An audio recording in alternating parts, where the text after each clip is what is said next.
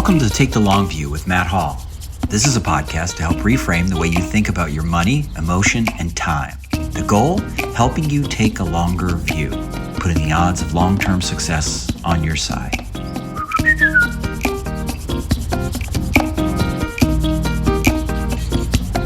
Today I want to share a hugely important concept with you for dealing with hard times. It's called the Stockdale Paradox. And I'm going to tell you how it helps us do our work at Hill Investment Group and what it will do for you right now during this time of isolation. It's an extreme example, and I'm not sharing it to minimize anyone else's problems. I'm sharing the concept because it helped Admiral Jim Stockdale survive as a prisoner of war. And I think there are relevant aspects to his approach that will serve us all well. We've used the principal idea from the Stockdale Paradox since the founding of our firm in 2005, and I have leaned on it both personally and professionally in many examples, including my own experience dealing with cancer and even when writing my book, Odds On. So who is Stockdale, and where did this idea come from? I'm going to answer these questions in this short but useful episode. And the best way is to read you a powerful section of the classic business book, Good to Great. The book is written by Jim Collins, who you may know, but I'll tell you anyway, is considered one of the top 100 living business minds in the world. That's what Forbes said anyway. And his books have sold more than 10 million copies. Good to Great is, in my opinion, an essential read for aspiring business leaders. And the section I'll share with you now is one of the most valuable of all the concepts. The name refers to Admiral Jim Stockdale, who was the highest-ranking U.S. military officer in the Hanoi Hilton prisoner of war camp during the height of the Vietnam War. Tortured over 20 times during his 8-year imprisonment from 1965 to 1973, Stockdale lived out the war without any prisoner's rights, no set release date, and no certainty as to whether he would even survive to see his family again. He shouldered the burden of command, doing everything he could to create conditions that would increase the number of prisoners who would survive unbroken, while fighting an internal war against his captors in their attempts to use the prisoners for propaganda. At one point, he beat himself with a stool and cut himself with a razor, deliberately disfiguring himself so that he could not be put on videotape as an example of a well-treated prisoner. He exchanged secret intelligence information with his wife through their letters, knowing that discovery would mean more torture and perhaps death. He instituted rules that would help people to deal with torture.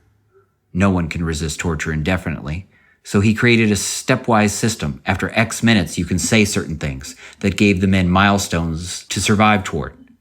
He instituted an elaborate internal communication system to reduce the sense of isolation that their captors tried to create, which used a 5x5 matrix of tap codes for alpha characters. Tap, tap equals the letter A. Tap, pause, tap, tap equals the letter B, and so on. At one point during an imposed silence, the prisoners mopped and swept the central yard using the code, swish-swashing out, "We love you," to Stockdale, on the 3rd anniversary of his being shot down. After his release, Stockdale became the first 3-star officer in the history of the Navy to wear both aviator wings and the Congressional Medal of Honor. You can understand then my anticipation at the prospect of spending part of an afternoon with Stockdale.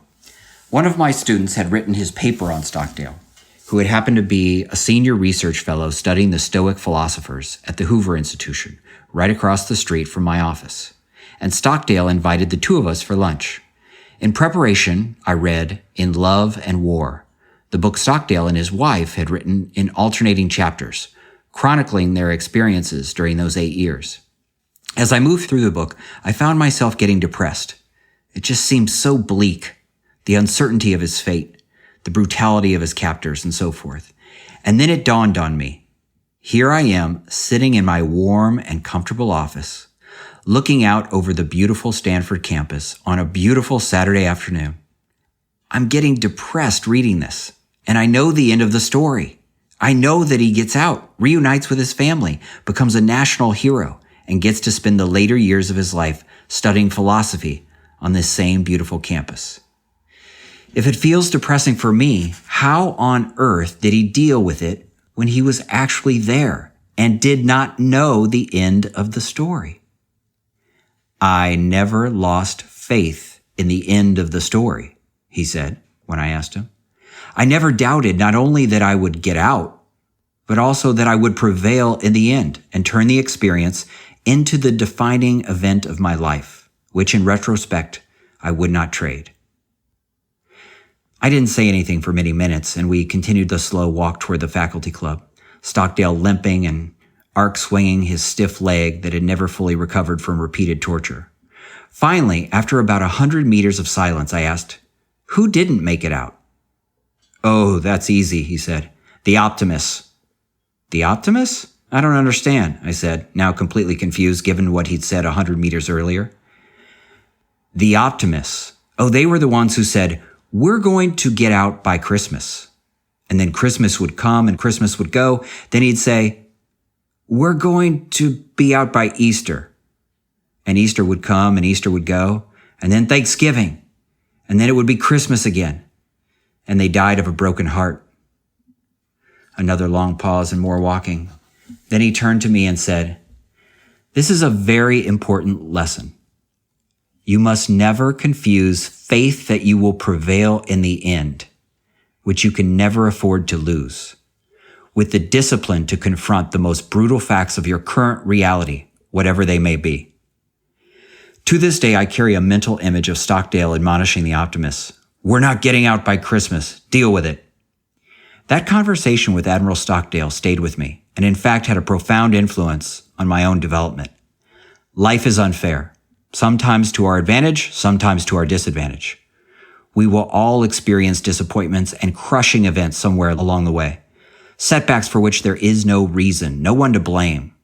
It might be disease, it might be injury, it might be an accident, it might be losing a loved one, it might be getting swept away in a political shakeup, it might be getting shot down over Vietnam and thrown into a POW camp for 8 years.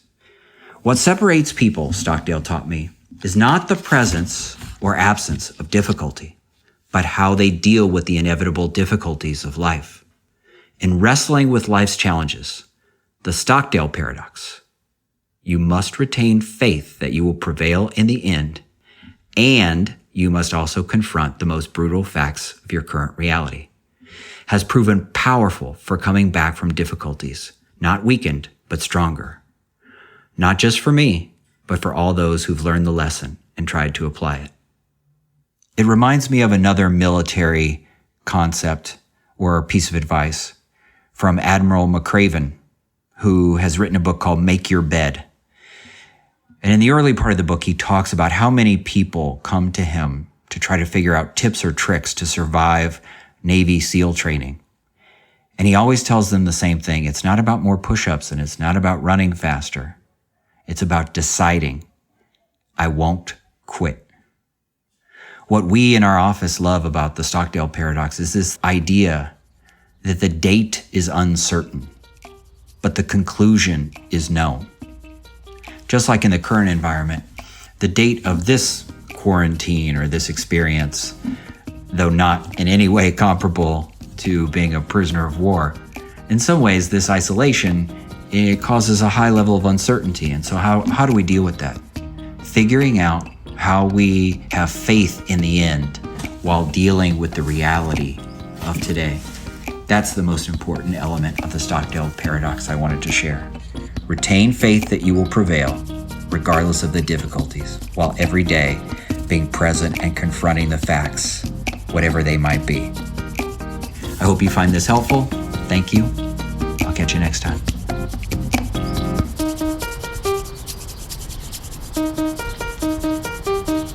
What are the assumptions you think others have about wealthy people?